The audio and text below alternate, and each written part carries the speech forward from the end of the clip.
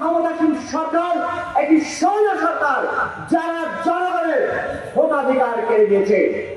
তারা কেবলমাত্র জনগণের ভোটাধিকার কেড়ে নিয়েছে তাই নয়, বাংলাদেশের সমগ্র জায়গায় আনাচে কানাচে পুরো দেশটাকে লুটে পুটে চুষে খাচ্ছে। সেই যে বাস্তবতা, সেই বাস্তবতা আমরা বাংলাদেশের মানুষ আশাবাদী যে জুলুমের শাসনে শেষ কথা নয়, মানুষের জয়, গণতন্ত্রের জয়।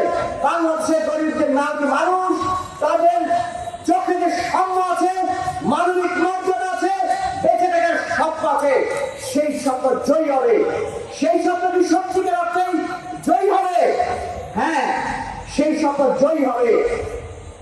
1757 সালে স্বাধীন নগর সিরাজউদ্দৌলা, যখন সিরাজউদ্দৌলার সাথে ইংরেজি বাহিনীর লড়াই হয়, তখন আমরা জানি যে সিরাজউদ্দৌলার বাহিনীর একাংশ ইংরেজের বিরুদ্ধে লড়াই করেননি। তাদেরকে আমরা কি বলে? মীর জাফর বলে। বাংলার ইতিহাসে, এখন ইতিহাসে তাদেরকে মীর জাফর বলে সকলে জানেন। মজার কথা হচ্ছে, 1757 পরে এই যুদ্ধে যিনি নেতৃত্ব দিয়েছিলেন তার নাম হচ্ছে লর্ড ক্লাইভ। লর্ড ক্লাইভকে যখন ব্রিটেনের রানী প্রশ্ন করলেন যে তোমরা বাংলায় কি করে স্বাধীন নবাবের কাছ থেকে যুদ্ধের জয় ছিনিয়ে আনলে, তখন লর্ড ক্লাইভ বলছেন, যখন আমরা নবাবের বাহিনীর বিরুদ্ধে লড়ছিলাম, তখন যত লোক দাঁড়িয়ে দাঁড়িয়ে আমাদের যুদ্ধ দেখছিল, তারা যদি একটি করে গিল ছুটত, আমরা তো জান নিয়ে ফিরতে পারতাম না।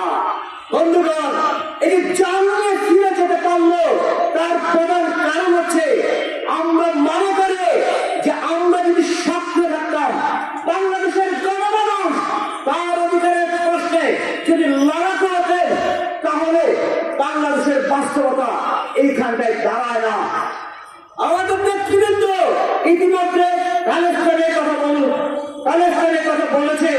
একই সাথে বাংলাদেশের ব্যাংক লুট সহ সমস্ত ক্ষেত্রে আলোচনা হয়েছে।